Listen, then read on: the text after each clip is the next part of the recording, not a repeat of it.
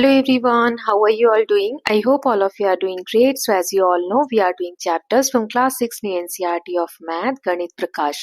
So we have started chapter number 6 and already done 3 parts of this chapter. If you haven't watched all the previous videos, please go through the links given in the description box. In this video, we are moving ahead with part 4 of this chapter.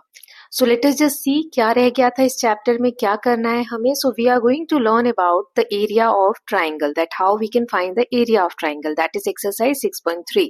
So draw a rectangle on a piece of paper and draw one of its diagonal. Cut the rectangle along the diagonal and get two triangles. देखो एक rectangle लेना है इस तरीके से. अब ये जो डॉटेड लाइन है यहाँ से आप सीजर की हेल्प से कट कर लेंगे इसको डायगनली. डायगनल मतलब तिरछी लाइन. तो ऐसे हम कट करेंगे तो हमें क्या मिलते हैं, ये दो ट्राइंगल्स मिल जाते हैं. ट्राइंगल्स यानी जिनके 3 साइड्स है ना. So check whether the 2 triangles overlap each other exactly. Do they have the same area. Area हमने देखा था जो ब्लू पोर्शन पूरा है इसे हम एरिया बोलते हैं, राइट. तो अब एक के ऊपर एक रख के देखना है. तो चलिए ये रखा, फिर इसको टर्न करके ऐसे रखेंगे. तो यस, एक दूसरे को पूरी तरीके से कवर कर रहे हैं. तो इससे हमें क्या पता चलता है कि दोनों जो ट्राइंगल्स हैं इनका एरिया सेम है ना. सो दो सेम ट्राइंगल को मिलाकर एक रेक्टेंगल बना है, राइट. नाउ आगे दिया हुआ है, try this with more triangles having different dimension. You can check this for a square as well. ऐसे आप और भी ट्राइंगल्स अलग अलग बड़े छोटे बनाकर ट्राई कर सकते हैं या आप स्क्वायर के साथ भी कर सकते हैं. Now can you draw any interference from this exercise, please right it here. आपको क्या समझ में आया ये करने के बाद? तो जैसा मैंने अभी आपको बताया, both triangles have the same area because they have formed by cutting a single rectangle into 2 equal parts. तो हमने देखा कि दोनों ट्राइंगल्स का एरिया सेम है, यानी दो सेम एरिया वाले ट्राइंगल को मिलाकर एक रेक्टेंगल बना है. Now see the figures below. Is the area of the blue rectangle more और less than the area of yellow triangle or is it the same? Why? अब आपको ये ब्लू वाला जो रेक्टेंगल है इसको मैंने लिया, लेट्स से इसको मैंने बीच में से कट कर लिया, और ये जो येलो ट्राइंगल है इसको यहाँ रखा. अब हमें देखना है कि क्या दोनों का एरिया सेम है. तो ये जो ब्लू रेक्टेंगल है इसका एक पीस मैंने ऐसे रख दिया और एक इस तरीके से रख दिया है ना, हाफ हाफ करके. तो देखो येलो को पूरी तरीके से कवर कर रहा है. तो अब हमने क्या ऑब्जर्व किया वो हमें यहाँ बताना है. Can you see some relationship between the blue rectangle and the yellow triangle and their areas? Right the relationship here. तो हमें क्या देखने को मिला इनके बीच में? That the area of blue rectangle is equal to the area of yellow triangle. Okay, now let's move ahead.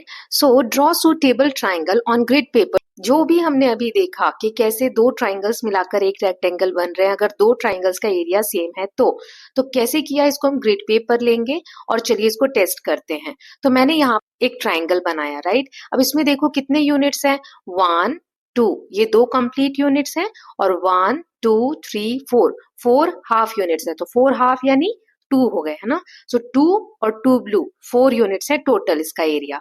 अब मैंने 4 यूनिट्स को इस तरीके से अरेंज किया, 1 2 3 4. तो ये क्या बन गया, रेक्टेंगल बन गया है ना. सो हमने यही देखा कि दोनों में एरिया सेम है, राइट. तो यही चीज यहाँ पर हमने प्रूफ कर दी ग्रिड पेपर पे ड्रॉ करके. Now use your understanding from previous grades to calculate the area of the closed figure using grid paper and find the areas of blue triangle BAD.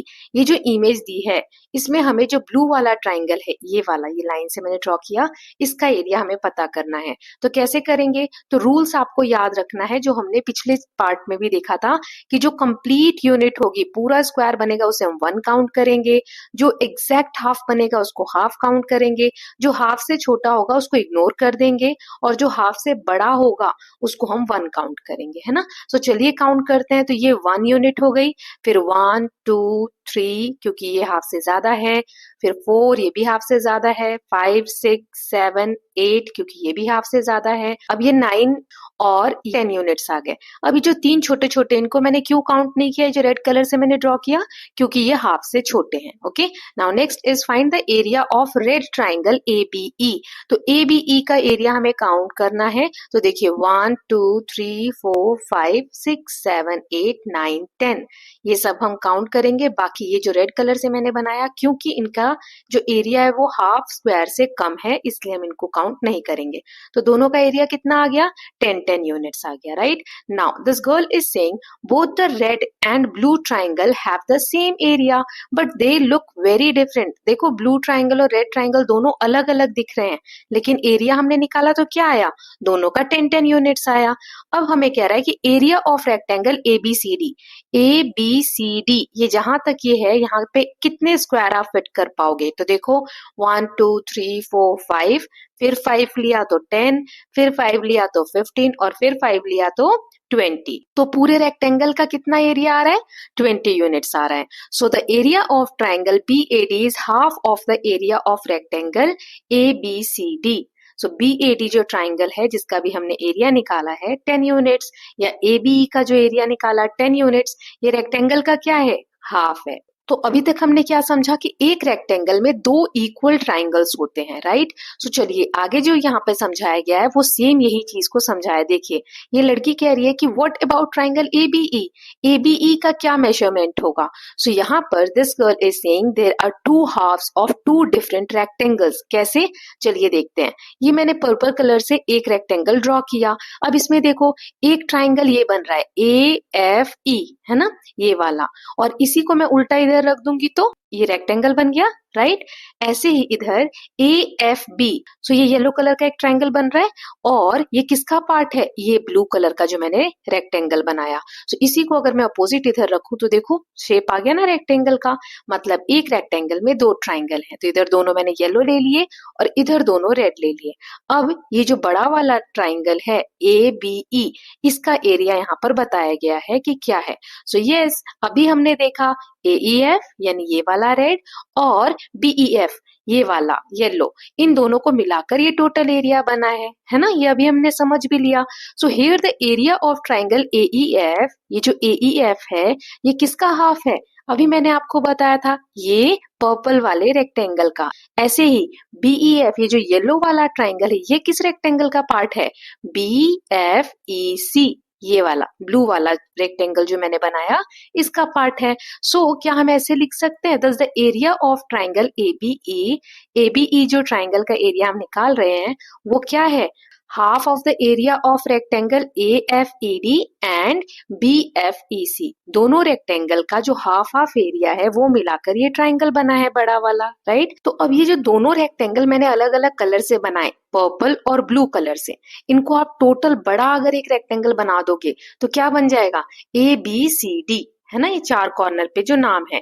So ABCD का ही तो ये part है। सो हम क्या कह सकते हैं कि ABE जो ट्राइंगल है वो हाफ है किसका? रेक्टेंगल ABCD का, पूरे का हाफ है ये। ओके, सो कंक्लूजन क्या निकला? अ diagonal of a rectangle separates the rectangle into two equal triangle. The area of each triangle is one half of the area of rectangle. ये दो पॉइंट्स ही यहाँ पर डिटेल में समझाए गए थे। सबसे इंपॉर्टेंट यही चीज है कि एक रेक्टेंगल में दो ट्राइंगल बनेंगे जो कि दोनों सेम एरिया के होंगे। ओके, अब आगे देख लेते हैं। यहाँ पे हमें मेजर करना है इसी तरीके से। तो जैसे हमने स्क्वायर यूनिट काउंट करके एरियाज फाइंड आउट किए, so find the areas of figure below dividing them into rectangle और ट्राइंगल। ये जो नीचे फिगर्स दिए हुए हैं स्क्वायर ग्रिड पे, इनको हमें ट्राइंगल में या स्क्वायर में आप डिवाइड कर सकते हो रेक्टेंगल में, और फिर इनके बॉक्सेस काउंट करके एरिया पता करना है। रूल्स याद रखना कि जो पूरा स्क्वायर होगा उसे 1 काउंट करना है, जो हाफ होगा उसे हाफ काउंट करना है, जो हाफ से बड़ा होगा उसे 1 काउंट करना है, और जो हाफ से छोटा होगा उसे इग्नोर करना है। तो देखिए मैं यहाँ पर काउंट करके नहीं बताऊंगी, आप कर सकते हैं। मैं सिर्फ आपको ये बता देती हूँ कि कौन कौन से शेप्स बन रहे हैं। जैसे फर्स्ट वाले में देखो ये ब्लू कलर का एक रेक्टेंगल है और फिर ग्रीन और येलो दो ट्राइंगल ले लिए। सेकंड में भी ऐसे ही किया है मैंने। थर्ड में एक पिंक ट्राइंगल और ऐड हो गया है। तो बस आपको इनके बॉक्सेस काउंट करके और टोटल ऐड कर देना है कि टोटल कितने बॉक्सेस आ रहे हैं, ठीक है? फिर डी वाले में इस तरीके से एक ब्लू रेक्टेंगल, एक ग्रीन और येलो ट्राइंगल। देन ई वाले में दो ट्राइंगल ही हैं, एक येलो वाला है और एक ब्लू वाला है। सो इनको काउंट करके आप मुझे ABCDE लिख के और फिर बताएं बताएंगे, आप अपनी टेक्स्ट बुक में इसको कर सकते हैं। ओके, कमेंट सेक्शन में टाइप करेंगे कितना कितना किसका आंसर आया। नाउ मेकिंग इट मोर और less, observe these two figures, is there any similarity और डिफरेंसेस बिटवीन द टू। यहाँ दो फिगर्स दी गई हैं, क्या इसमें कुछ सिमिलैरिटी है, कुछ डिफरेंस है, वो हमें बताना है। तो देखो, using 9 unit square having an area 9 square unit, we have made figures with two different parameters. The first figure has a parameter of 12 units and second has the parameter of 20 units. यहाँ पर 9 box का use हुआ है। देखो 1 2 3 4 5 6 7 8 9 है ना। अब 9 को अगर हम पैरामीटर निकाल रहे हैं पहले वाले का, तो पैरामीटर क्या होता है, साइड्स का सम। तो इधर 3 इधर 3 3 3 6 3 9 और 3 12। तो पहले में 12 यूनिट एरिया आ रहा है। इसी 9 बॉक्स को इस तरीके से अरेंज किया, 4 4 8 और 1 9। अब इसका पैरामीटर देखो कितना आएगा। सो ऊपर ये 4 है, फिर 3, 4 और 3 7, 7 और 4 11, 11 और 1 12, 12 और 3 15, 15 और 1 16, 16 and 3 19, 19 and 1 20। सो 20 यूनिट्स इसका आ गया पैरामीटर। देख रहे हो, सेम 9 बॉक्सेस को अलग अलग तरीके से अरेंज करने पे पैरामीटर्स हम चेंज कर सकते हैं, राइट, बढ़ा सकते हैं या घटा सकते हैं। Now arrange or draw different figures with 9 square unit to get other parameters. Each square should align with at least one other square on at least one side completely, and together all squares should form a single connected figure with no holes. यहाँ पर आपको छोटे छोटे 9 square use करके, जैसे अभी हमें question में 2 फिगर दी गई है, अलग पैरामीटर्स के हमें फिगर्स ड्रॉ करने हैं। ओके, नाउ कुछ शर्तें हैं कि एक ना एक साइड तो टच होनी चाहिए, मतलब आप इस तरीके से अरेंज करेंगे, ऐसे अरेंज नहीं कर सकते, कॉर्नर्स को टच नहीं कर सकते। ओके, नाउ यहाँ दिया है using 9 square unit solve the following. तो पहला है what is the smallest parameter possible, सबसे छोटा स्मॉलेस्ट पैरामीटर आप क्या बना सकते हो। तो हम 3/3 का ही बना सकते हैं जिसमें पैरामीटर आएगा 12 यूनिट। और लार्जेस्ट क्या बना सकते हो, तो लार्जेस्ट किसी भी तरीके से आप बनाकर देखोगे तो 20 ही आएगा। एक तो अभी हमने देखा, एक यहाँ पर देख लो, इस तरीके से मैंने 9 ले लिए, तो ऊपर 9 10 और 9 19 और 1 कितना आ गया 20 है ना। इसके साइड्स का सम हमने किया तो 20 आ रहा है। तो लार्जेस्ट पॉसिबल पैरामीटर 20 ही आएगा, right. Now next is make a figure with a parameter of 18 units. 18 units का आपको बनाना है। सो इस तरीके से मैंने 6 अरेंज किए, फिर 7 8 और 1 9, 9 इस तरीके से अरेंज कर दिया। अब इसका पैरामीटर देख लेते हैं। सो यहाँ पर आप देखो 6 3 1 1 1 1 4 एंड 1, टोटल कितना आ जाएगा 18 यूनिट आ जाएगा, है ना। यही हमें कहा गया था। अब कहा है can you make other shapes figure for each of the above 3 parameters, और is there only one shape with that parameter, what is your reasoning. तो जो भी अभी तक हमने पैरामीटर डिस्कस किए, जैसे 12 यूनिट 20 यूनिट 18 यूनिट, तीनों डिस्कस किए 3 क्वेश्चन में, तो इनके आप अलग अलग और इमेजेस बना सकते हैं कि नहीं बना सकते, वही यहाँ पर पूछा गया है। तो जैसे फर्स्ट वाले का तो हम नहीं बना सकते है ना, फर्स्ट वाले का सिर्फ यही पॉसिबल है, 12 यूनिट के लिए सिर्फ इतना ही बनेगा। 20 के लिए एक हमने ये बनाया और क्वेश्चन में अलग दिया हुआ था, वो तो आपने देखा ही था। 18 यूनिट के लिए अलग अलग पॉसिबल है, जैसे अभी मैंने लास्ट क्वेश्चन में आपको एक बताया, एक हम इस तरीके से भी अरेंज कर सकते हैं ना। सो देखो कितना आ जाएगा 4 1 5 5 और 2 7 7 8 9 10 11 12 13 14 15 16 17 18। तो 18 आ गया इसका पैरामीटर। रेड वाली लाइन आपको ये बता रही कि कितने यूनिट्स हम कवर कर रहे हैं, राइट। अब इसका रीजन क्या है, so the parameter decreases as the rectangles dimension approach a square. हमने लास्ट पार्ट में भी देखा था कि जितना ज्यादा रेक्टेंगल स्ट्रेच होगा उसका पैरामीटर भी किया उतना ज्यादा होगा।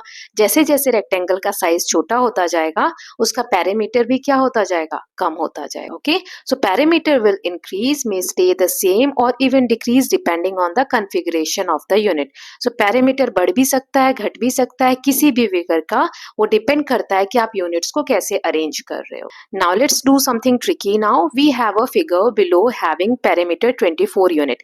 यहाँ एक फिगर दी गई है, इसमें 24 यूनिट्स इसका पैरामीटर है। मतलब इसके साइड्स का सम 24 यूनिट्स है. Now without calculating all over again observe, think and find out what will be the change in the perimeter if a new square is attached as shown on the right. यहाँ पर एक square आपको दिख रहा है, अगर ये यहाँ जहाँ एरो है वहां जोड़ दिया जाए तो इसके पैरामीटर में क्या चेंज आएगा. So here will be no change in parameter. इसके पैरामीटर में कोई चेंज नहीं आएगा. क्यों? देखो यहाँ पर एक ये रेड लाइन, एक ये रेड लाइन, जो पहले ग्रे वाला जो था इमेज उसकी दो लाइनें जा रही हैं क्योंकि मैंने यहाँ पे नया स्क्वायर ऐड कर दिया. तो इधर से दो, 1 2 ग्रीन कलर की लाइन ऐड भी तो हो रही है ना. जब पैरामीटर नया लोगे तो ये दोनों लाइनें भी तो ऐड करोगे. So here will be no change in parameter. तो इसमें कोई चेंज नहीं आएगा. दो लाइंस जा रही हैं तो दो लाइंस ऐड भी हो रही हैं. नाउ इसी बेसिस पे नेक्स्ट दिया हुआ है experiment placing this new square at different places and think what the changes in parameter will be. Can you place the square so that parameter increases, decreases और स्टेज द सेम.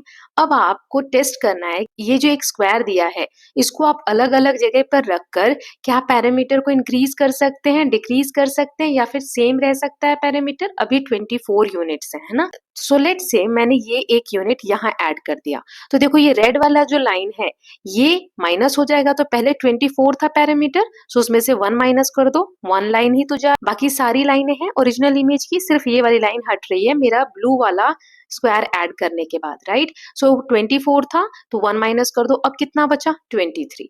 नाउ अब देखो कितनी new lines add हो जाएंगी parameter में, 1 2 3 है ना. सो 23 में 3 ऐड कर दो तो कितना आ जाएगा 26. तो पहले 24 था अब 26 है तो पैरामीटर इंक्रीज हुआ. तो यस इंक्रीज वाला तो हमने कर दिया. अब डिक्रीज वाला देखते हैं. अब लेट्स से मैंने यहां पर ऐड किया तो देखो 1 2 3 तीन लाइन माइनस होंगी. क्यों? क्योंकि देखो ग्रे वाले से टच है तीनों तरफ से है ना. सो ये 3 लाइन पहले थी पैरामीटर में अब नहीं है तो ये 3 माइनस करो. 24 में से 3 गया तो 21 आया. अब ये एक लाइन ऐड होगी तो 21 में 1 ऐड करेंगे तो 22 ही आ रहा है. पहले क्या था 24 था तो 22 कम है तो हमने डिक्रीज वाला भी देख लिया कि यस हम कहीं पर भी चेंजेस करके इमेज में पैरामीटर को डिक्रीज भी कर सकते हैं और सेम रहे ऐसा कैसे कर सकते हैं. तो ये तो पहले पार्ट में ही हमने देख लिया था कि यहाँ ऐड कर रहे हैं तो दो ही लाइन माइनस हो रही है और दो ही लाइन क्या हो रही है ऐड हो रही है. तो पैरामीटर सेम रहेगा, चेंजेस नहीं आएंगे. Okay, so with this students we are done with part 4 of the chapter number 6 parameter and area.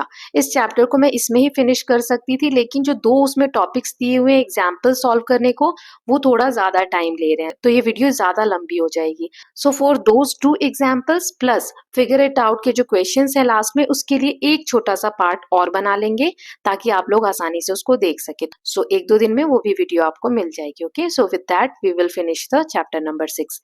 I know that मैंने प्रॉमिस किया था लास्ट वीडियो में कि हम नेक्स्ट पार्ट में कवर कर लेंगे but this chapter is really tricky. अगर मैं उसको इसी में कवर करूंगी ना तो बहुत लेंथी हो जाएगा video. So I hope you are loving these videos. If you are doing so please like and share it and don't forget to subscribe Kalyan TV channel for more such videos. Thank you so much.